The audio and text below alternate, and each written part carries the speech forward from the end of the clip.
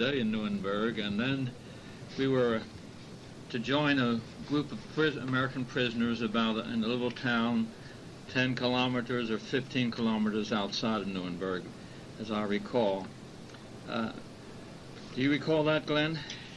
Well, that sounds about right, only it seemed like we walked all day to make that 10 or 15 kilometers. Boy, I know it was late when we got there, and I was really bushed. Yeah, I say, we didn't, I can't recall exactly when we started, but I knew that, as we said before, that Nuremberg had been evacuated and all the prisoners had been moved out, and they were walking them towards the Alps. And someone said there was a prison column made up mostly of officers about only, well, a rather short distance if you were driving, but when you were walking, it was a rather long distance. And so we, along with the other American prisoners that they had there, were sent on our way to join this column of prisoners. And I recall as we got there, someone had given a pair of English shoes, and I think we tried to get see if you could put on a pair of shoes, because at that time you had one shoe and one flying boot, if I recall. You weren't able to Yes, that's what I was walking on. I had the other shoe tied to my belt, but we couldn't ever, my foot was swelled, and I was just able to get it in the flying boot. Well, anyway, those English shoes felt like they were made out of steel instead of leather. They were very stiff, so that didn't work out. One of the things that I recall first when we joined this group of American prisoners, that the the senior American officer was a paratrooper who had been captured on D-Day. He was a lieutenant colonel, and of all things he told us that we ought to shave, because we hadn't shaved since we had been captured, and in fact we didn't have any razors, and I thought that was a heck of a thing for him to tell us to shave and make ourselves presentable. I think that must have happened after I headed back to, after we stayed the one night in the barn. There was, at the time, I think there's only 200 of us about there before. I think you hadn't even met these other group of officers at the first night, and that's when they sent me back the next morning. An Army captain came, and who was a medical doctor, negotiated with him to send me back. And I think that's when I went back to Nuremberg in some kind of a vehicle, Army vehicle. I know it was a little one, and they did give me a Red Cross parcel before I got to Nuremberg. And that's when I went back, and that was the saddest day of my life when I had to part up with you guys, because I was headed back all alone, and we hadn't met the Army. That Lieutenant Colonel hadn't got with you yet at that time. Well, as I recall it, we hadn't been with the group very long when he told all the new prisoners who were joining that he wanted them to present themselves the most military spick and span as could be possible under the conditions, but he did want us to shave. And we scrounged around and found somebody with a dull old razor, and we found some water, and did manage to shave. Although that's the only time that I recall that we did shave. I think your whiskers must have been getting real long. I know mine were what time I got back to Nuremberg. Well, of course, I had that mustache, you know, same as my mustache was reddish, if you recall. Yes, I remember that. And so I kept that mustache the whole time I was in the service. Well, so much for the mustache. After you... Be quiet. We talked about that. After you left, which was a rather sad day, because you and I had grown to be pretty good buddies, and there was no one in particular. Well, the rest of our crew was there. I think Wilson had hurt himself slightly. But someone else had, I don't know whether he sprained his back or somebody had hurt their back. But you were the only one that was in a condition such that they allowed you to go back to the hospital. What were the conditions at the hospital? I've never heard you talk about that. Well, I think I hit it real lucky. Like I say, I don't know whether they gave you Red Cross parcels, all of us, at the time we left, but it seemed like when I arrived at Nuremberg, before I ever got out of the deal, little vehicle, whatever it was we was riding in. I can't even remember much what it was. I was so sad and felt so blue of leaving all of you, and I knew not where they were taking me or what they were going to do with me, but they did give me a Red Cross parcel. I remember that, and I remember they took me over to this part of the Stalag, and they opened up a little petition and put me in with 3 other men who happened to be English that was taken in the Battle of Dunkirk. I think that made us, there was either 3 or 4 of them, but it seemed like it was 3, and myself made 4. And I remember as I entered it, their eyes brightened up, and they said, "Oh, it looks like you got a Red Cross parcel." I looked at them. They were very thin, and you could tell they'd been on meager diet, but yet they were in surprisingly good spirits and good, fairly good shape, considering being in there 4 years. But when they hit me with that, "Oh, you got a Red Cross parcel," the first thing I could say was, "No, we've got a Red Cross parcel. You need it as bad as I." And they said, "Well, we'll show you how to stretch that parcel that you could. It'll be unbelievable." And they had made themselves some way. They'd got a hold of some, like a gallon can, and they'd made them a little fire pot, and they'd even put a little shaft through it and a little blower on it that would, and petition it so that the fire pot was on the top, the blower was on the bottom, and some holes, and they could put a few scraps of wood on. They said wood was scarce. You could hardly get anything to burn, and if you got anything to eat, it had to be eaten cold. But they had made them a little blower type that they could take a few pieces of twigs of wood and put a makeshift another can that they'd made into like a little bowl or a frying pan to eat, and put the food in there and heat it before we ate what we had. And they stretched that parcel. I think that Red Cross parcel must have fed us till about the 23rd, and that was, 13 days? It was about the 10th when I went back, as I recall, of April, if I'm right. Then what happened to you? Well, you finish telling your story, and then I'll tell what happened to us. We know that they started firing shells over the Stalag. We knew the troops, everybody that was ambulatory practically had been moved out and was getting ready to move out when they first started any sign of shells, and they finally came by and took my 3 British friends and marched them out. The only ones that was left was some old, crippled up German soldiers for guards for us, and they moved me over to the petition, which was called the hospital part of the Stalag.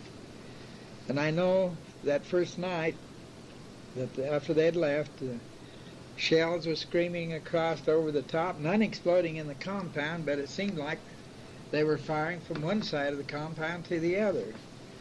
And we were out in an open yard where they had some bomb shelter like the was dug in plain dirt, and for a little while the firing let down enough that I went up and walked through this hospital to see what I could see and see if I happened to could run into anybody, and lo and behold, in one room I run into Pop Hanner. He was shot up real bad. He'd only been down, possibly a month before we were hit, and he was in quite bad, and I just barely got started talking to him when there was a barrage of shells, and they came through the guards and rousted us out and put us down in the bomb shelter part. Now, Hanner, I think, as far as I know, was left in the room. That's the last I got to see of him, so I don't know what happened to Paul. But the next morning early, we stayed there and shells screamed over all night, and the next morning it kind of let off on the shells, and I seen the most beautiful bunch of bombing done by P-47s onto one of their Jerry gun positions, that you just had to sit back in admiration for those pilots. They would come down screaming, back act was going off, and they'd come down with their plane diving down between the bursts, and they would lay them bombs right down the barrels of them guns. And it wasn't very long till they shut off. That was probably 8, 9, 10 o'clock in the morning, and shortly, well, about noon, everything had quiet down for a while, and finally up come a tank to the fence, and lo and behold, it was an Army sergeant, one of Patton's 3rd Army tankers, and he just pushed that fence down and got pushed into Stalag, and he started opening up K rations and fed us all, and we were liberated. I know they gave us so much C rations and stuff that I got the diarrhea, and by the time by evening, just about dusk, they started loading us into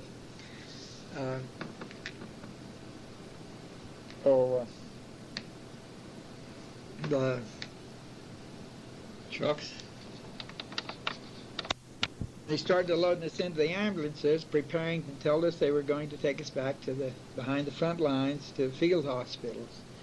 And I know they loaded us in, and there was quite a string of ambulances. I don't remember how many it was. I didn't get to find out who was liberated and who wasn't. One thing I have missed saying while we was in that night in the hospital, or in those bomb shelters, I seen a bunch of our boys that was taken in the Battle of the Bulge.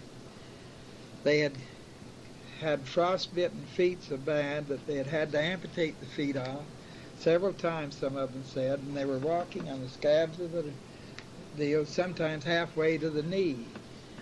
It was the saddest sight I ever seen. No bandages, no protection.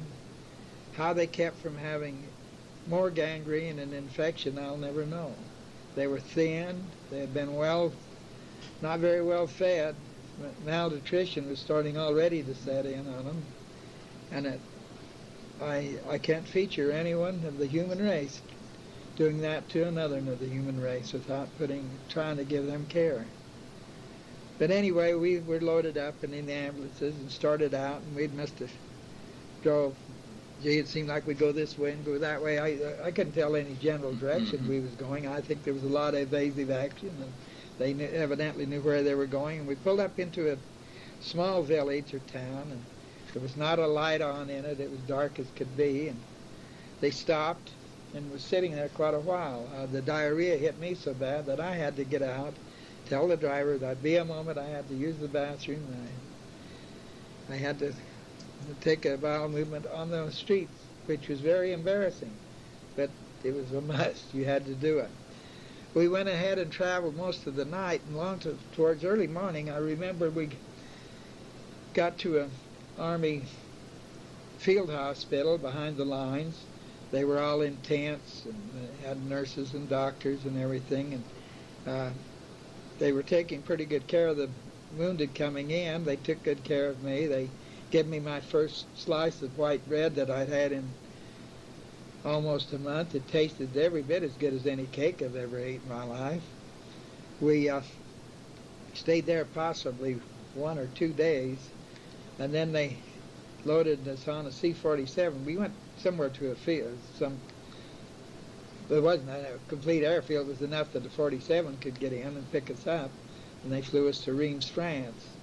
I stayed there over, I think, 1 night is all, and then they flew us on into a hospital in England, and I can't even remember the name of the town. I know it was close to the sea, because when they went to take us out about a month later, they took us down in an ambulance, and it didn't take no time to get down to the boat docks where we was shipped out on a hospital ship. And it took 2 weeks to come across on it. My stay in England was almost a month, because it was for around the 1st of June when we boarded the ship, somewhere in that figure, 1st to 5th, something like that. I landed in Holland General Hospital on about the middle of June. And it was real odd. I remember when we came through and past the Statue of Liberty, no lady looked any more welcome to me in my life than the statue when we passed her. She's a grand old lady. When we landed at the docks, they put us in some more ambulances and took us over to Holland General Hospital. There we stayed, I think. We landed in there somewhere around noon, and we stayed overnight. But I know the first night I was sitting in the room, and I happened to have my feet covered up. And the man come up and asked a soldier and asked me if I was ambulatory. I said, ambulatory? What's that? What do you mean ambulatory? What's the meaning of that word? He says, it means, can you walk? I said, hell, I always could walk, man. I've walked all my life. He says, well, you meet the train at a such and such a dock or station in the morning, you're going west.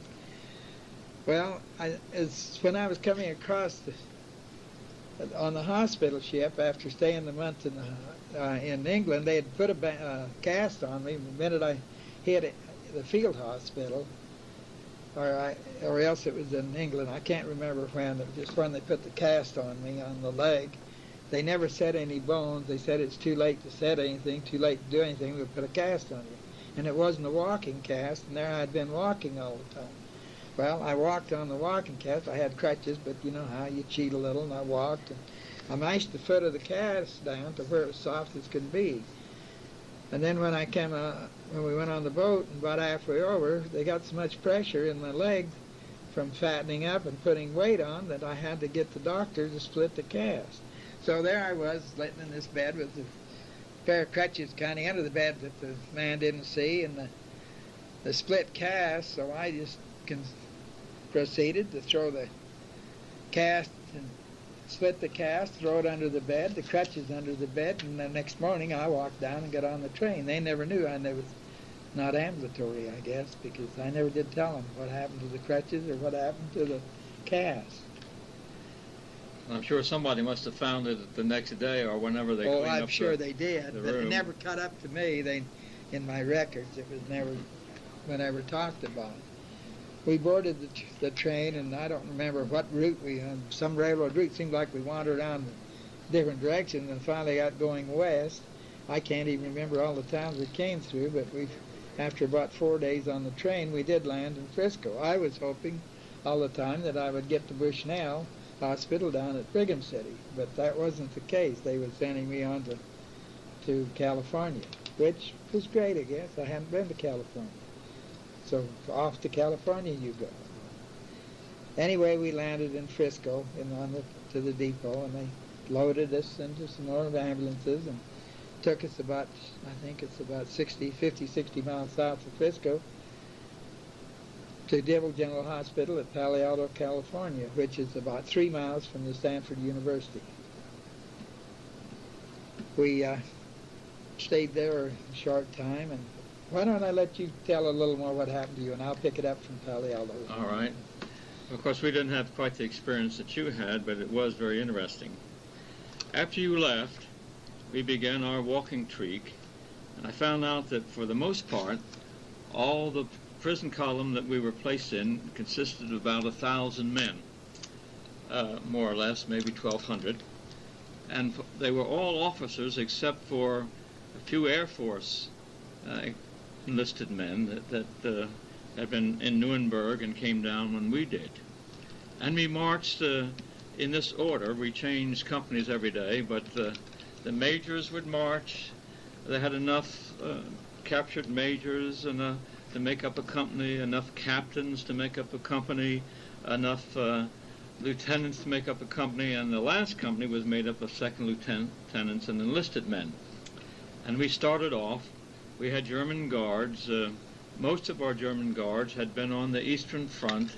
Many of them were wounded and had recuperating from their wounds, but the situation in Germany being as it was at that time, they were pressed into guard duty. There was one young German sergeant that I remember in particular, who was a very fine young man in the sense that he didn't mistreat anybody, and he laughed and joked. He had a plate in his head. It looked like a large portion of his skull had been fractured, and they had removed that and put a steel plate. And he had got that steel plate in one of the big battles on the Eastern Front. Well, we started off walking. I also found out that for the most part, most of the men who we were with were in the 104th Division, and that division, as you may recall, or I guess you don't know, but we learned that division was put in the line to replace a battle-tested division right around Christmas time. And this was a new division, their first experience in combat, and lo and behold, when the Germans began the Battle of the Bulge, somehow their intelligence knew where this division was, and that's where they struck, and they captured the division almost lock, stock, and barrel. We had the division surgeon, we had the division chaplains, we had the division dentists, and all that. So when you get far back, and they just surrounded that one division, and that's where they made their breakthrough. So besides this, there were a few other officers. As I said in the beginning, the commanding officer was a paratrooper who had been captured on D-Day. So he had been prisoner since June the 4th or June the 6th, whenever, I can't recall exactly when D-Day was.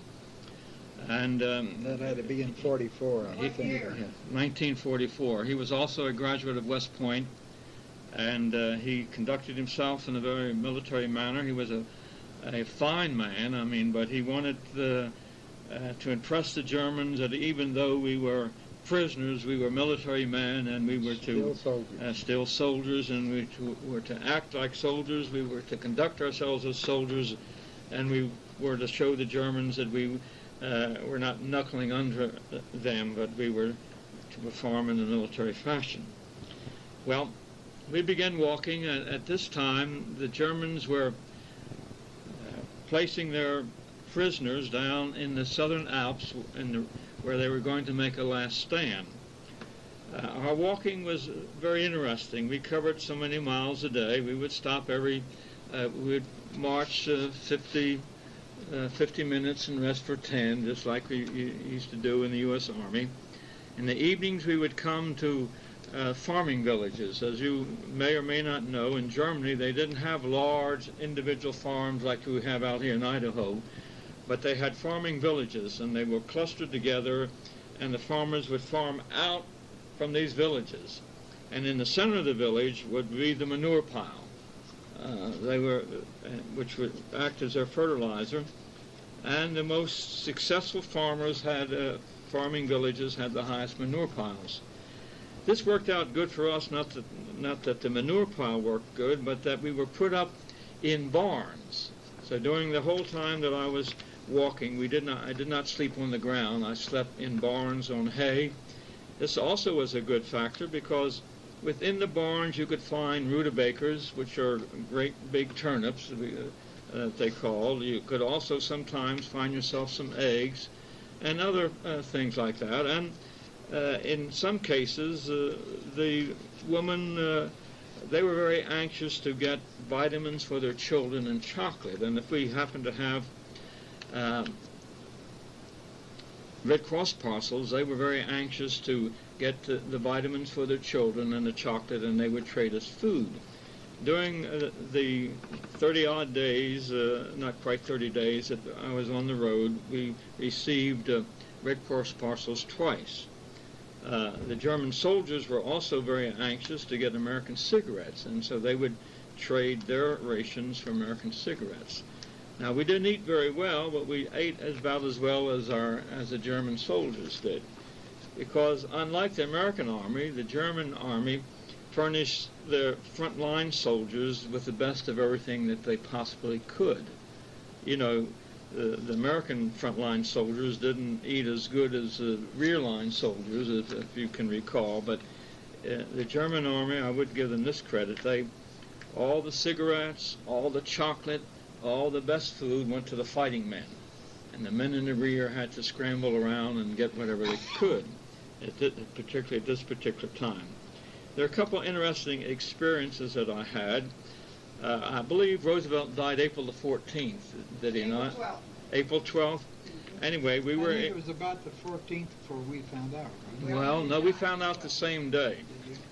We were in this small farming village, clustered with houses and farm barns clustered around, and the Germans came and told us that Roosevelt had died. At first we didn't believe it, but it soon turned out to be the truth. It's surprising that how quickly information like that came to them. Another probably helped that get that information to them. Another interesting experience we had is we came to a state farm. operated by the state, and it had a tremendous barn. I haven't seen any barn in America anywhere near the size of this barn, and they put all 1,200 of us in this barn for the night. And lo and behold, while we were making arrangements, I came across a friend, the only person I ever met in the service who I knew prior to going into the Air Force. His name was Steve Truckner, and he worked for the gas company, the Washington Gas Light Company, the same gas company that I worked for. And he was a lieutenant and had been captured in the Battle of the Bulge. He had gotten, I learned afterwards that he had received a couple medals for, he wasn't in this 104th, he was in one of the battle-tested divisions, and he was quite a hero. He had saved a number of men and let himself be captured in order that his men could get away. Well, so much for that. While we stayed in this tremendous large barn for about one day, and the chaplains decided that they would celebrate what you call the sacrament and what we call the Lord's Supper. And here there was a Catholic chaplain, there was 2 Protestant chaplains, and so they set up, the Germans allowed them the bread and the wine, and what was unique about this experience was that both the Germans and the Americans prisoners, the German guards and the American prisoners, observed the Lord's Supper together. I thought that was a tremendous experience.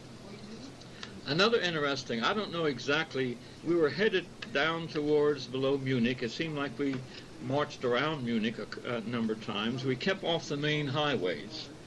We were following, the Germans had, as you know, they were meticulous in most everything, and they had maps that showed every little trail and every little road, and we kept mostly to these side roads to prevent bombing and strafing from American planes.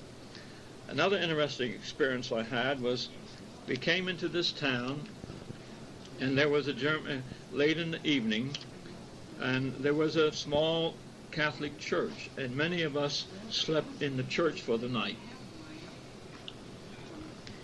Very early the next morning, the priest came in, and a number of elderly ladies came into the church, and there they celebrated the Catholic Mass. As I look back on my experience, this was the first time in my life, I was 27 years old at the time, that I'd ever been in a Catholic church. And the first time that I ever saw the celebration of the Lord, of the Mass, and heard it. Of course, it was done in Latin, and like I say, the only people in the church besides American soldiers who were sleeping on the pews and all was these half a dozen or more of elderly German women who came there to worship. I felt that was a unique experience. After that, we proceeded on, and somewhere along the line we crossed the Danube River. And this was another interesting experience. We crossed it in a long boat, a wooden boat. The boat was operated by a woman, and it had a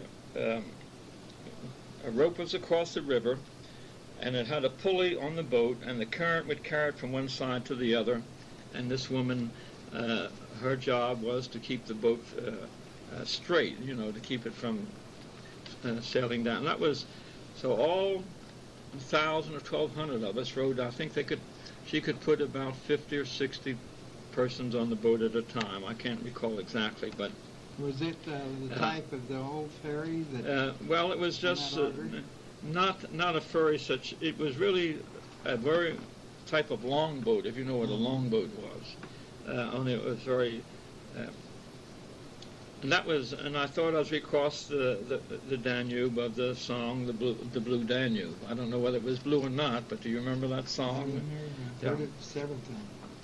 Well, then we came into another village, and the Germans, some of the guards would talk to us, and some of them would tell us that most of these guards came from East Prussia, which by that time had been well overrun by the Russians. And they were concerned for their families. Many of them hadn't heard from their families for a long time, and so forth. They were trying to make friends as best they could. Well, we kept on our way. By this time, it was getting close to the end of April, and I recall, on May the 1st, 2nd, and 3rd, there was a snowstorm. I had never seen it snow in May before. We could hear guns around us. We knew that we were approaching the front lines, as they were at that time, and some of the men took off. The majority of us felt that it would be best to stay together in numbers. It would be best for us to stay together rather than to try to sneak off individually and try to cross the lines, which we did. Did any guards shoot anyone trying to take No, off? once in a while, they would raise their guns and threaten to shoot, but I never heard. Most of the escapees occurred in the evening, at night. I never saw them shoot anyone. Like I say, most of them were old men. And the young men were men who had been really torn up in the Russian front. Maybe they had come to the conclusion. You remember the one we had that took us from Weimar to Nuremberg that went and got the beer? We used to kid him about being a big wheel in the German army, and he says, "Oh no, I'm just a little cog. I don't want to be no big wheel." Maybe they had come to that conclusion. Remember? Well, maybe so. Yes, I can recall that. Another rather interesting incident occurred towards the end of our march. Was we went into this town, and all the German guards we were put up.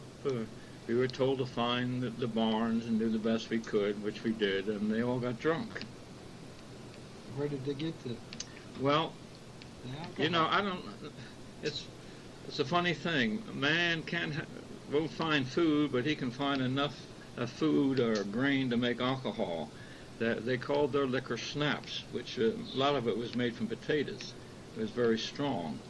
Anyway, they all got drunk, and the next morning they didn't care whether they were not much of a mood to march, but they had a tough old German sergeant who whipped them in line, and we started on our way again.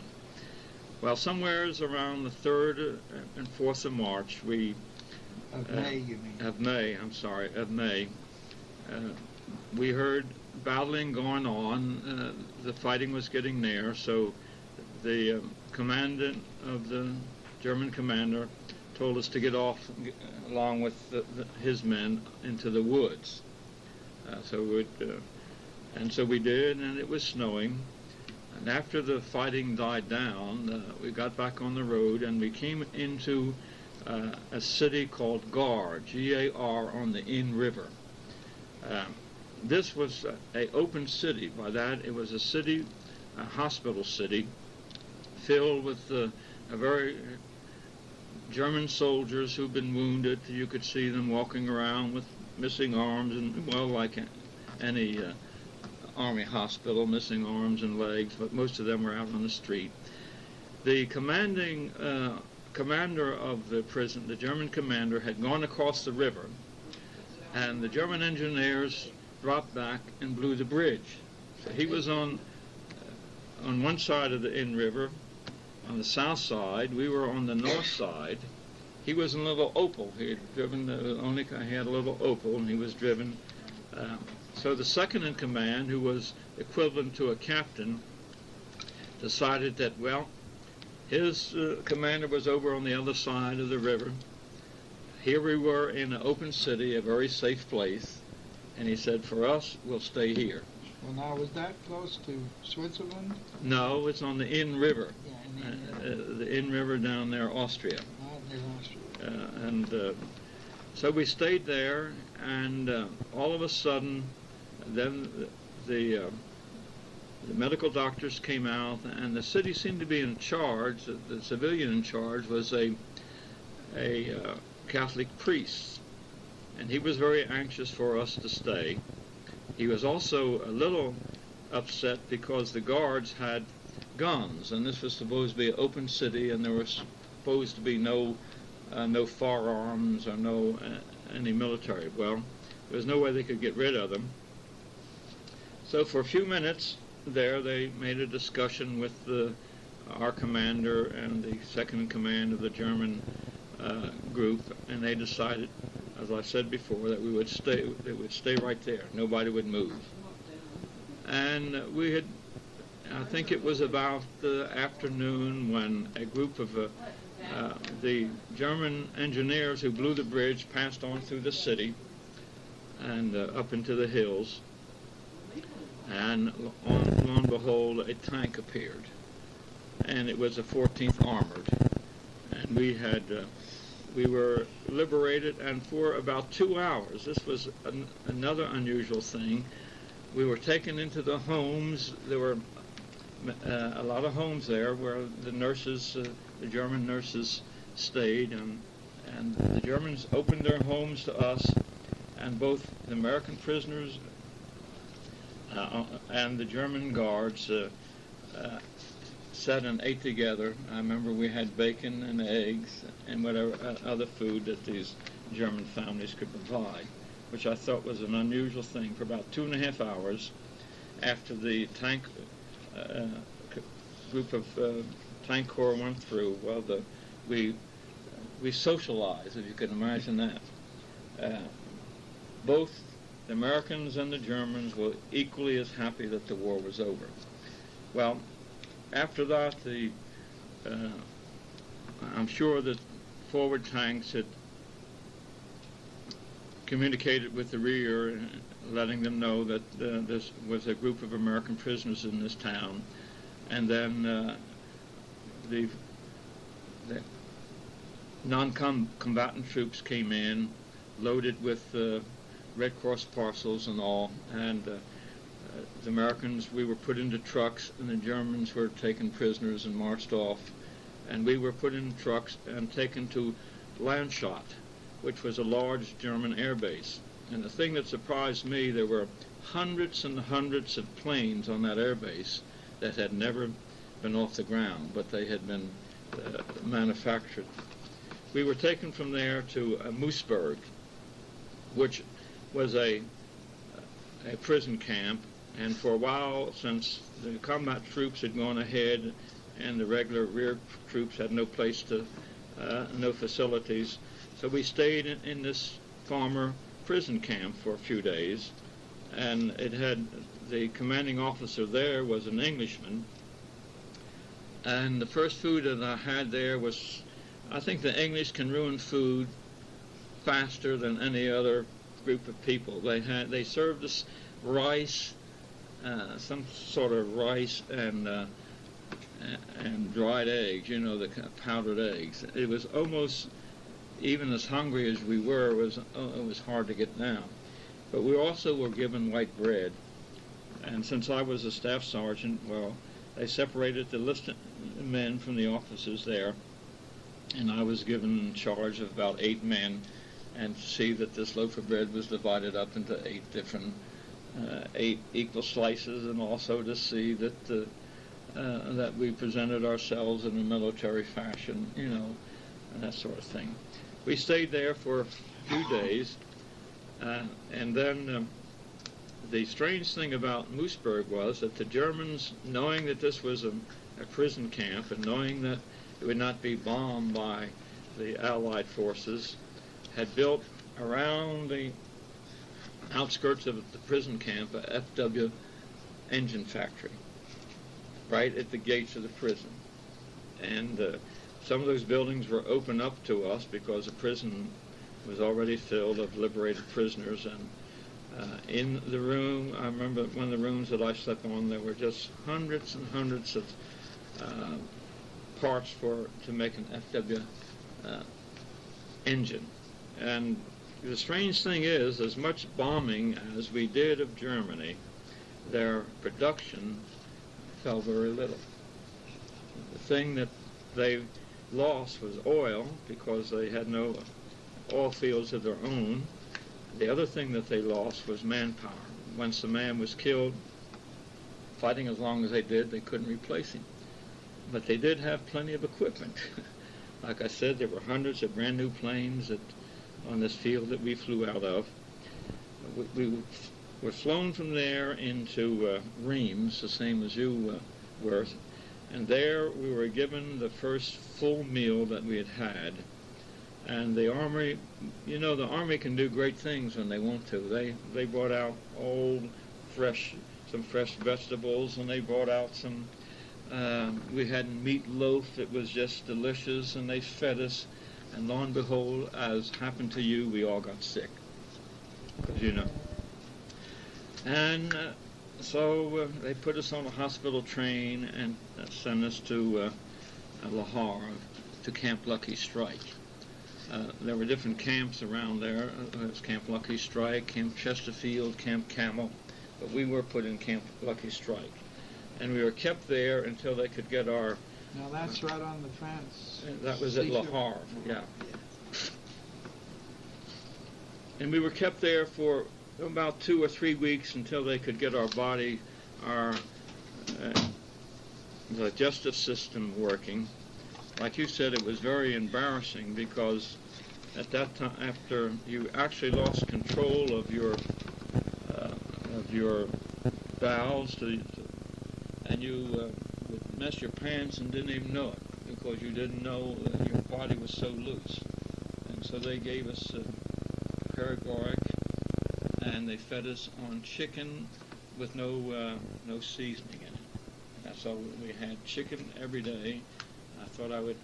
I never thought I would get sick of chicken, but I got sick of chicken because chicken without any seasoning in it, and from morning, noon, and night. But with the paregoric that they gave us and with the chicken, well, our digestive systems and elimination systems began to function as normal. And after that was accomplished, we were taken down to the harbor at Le Havre and put on a ship. I wish I could remember the name of it, but we were the first. By that time, you know, the war ended in Europe on May the 8th, I believe it was. And so by that time, this was up into June, we were the first ship to cross the Atlantic unescorted. And we made it in 5.5 days from Le Havre to New York City. It was double loaded. It was loaded with nothing but prisoners. Some of the men had been prisoners since the days of South Africa, which was a long time. Others, like myself, had been prisoners for just not much more than a month and a half. So we had all types of men. I remember there were a bunch of Spanish Americans on there from New Mexico, and we slept every other night in a bunk. And I was in a bunk, and there were Spanish and Mexicans above me, below me, on each side of me. And you know how they can talk. And they talked in Spanish, so I didn't understand a word that they said. Didn't you get where you could understand No, I the could time not you got understand. across? I knew more German than I knew Spanish. What did they say? No speak of the English. No, well, they talked to one. They could speak English, but when they talked to each other, they talked in Spanish. They were American citizens, the same as you and I, except they had been born of Spanish descent, and they came from New Mexico and Arizona. They had done their part. They had fought. Just one interesting thing comes to my memory on our boat trip across was that we ran into a storm. And this particular time, that I'm going to mention, the storm, I did not have a bunk. I was up on deck, and the boat went down like this, and I looked up, and the wave was looked like 3 or 4 stories above us. And it was going. And then the next night, we went through the storm for 2 or 3 nights. I was given a bunk, but we were down in the hold, one of the holds of and the stern came out. You know, the propeller came out of the water, and I don't know whether you know what happens to, and that thing shook like it was. You thought the thing was going to come apart. There would be no pressure again. No pressure again, and they raced like everything. Those big propellers came out. I can remember that clearly. Well, we made it to New York, and as you say, it was to see the Statue of Liberty was a very inspiring sight, and to see a group of soldiers, men who had seen and experienced combat, who had experienced death of friends and all, to see them standing on the deck of that ship with tears coming down their faces, expressing their happiness and joy of being back in America. It was really a moving experience. Now, The fire boats came out and they shot, they gave us a royal welcome since we were the first ship back unescorted. The fire boats came out and they were blowing their whistles and they were shooting water in the air and so forth. We were taken quickly, we got off the boat and were taken quickly to camp. I don't know the name of the camp, but we were processed within 24 hours. We were given new uniforms, we were cleaned up, we were given shaving equipment, new clothes, and a new uniform, and paid partial payment, and given leave for 2 months to go home. Now, was that the first you had of any clean clothes? Was when you was Yes. that when my first change? It was when I hit the field hospital at wherever it was at. I don't know just what vicinity it was. I didn't get to find out. They did take away my dirty old flight suit by then and the flight jacket. It was so filthy that I don't know whether they ever cleaned them up. They gave me some pajamas, and that was what I wore until I got to Dibble General. Well, as I recall, I got no clean. I had the same pants and